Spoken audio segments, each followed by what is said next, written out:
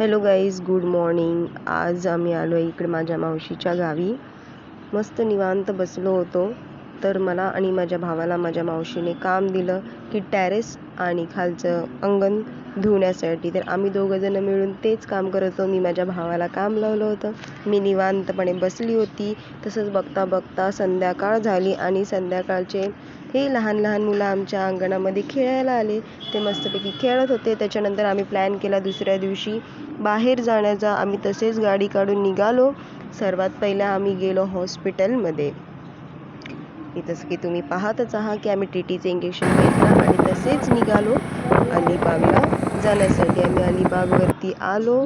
मस्त बीचवरती सुंदर असा नजारा.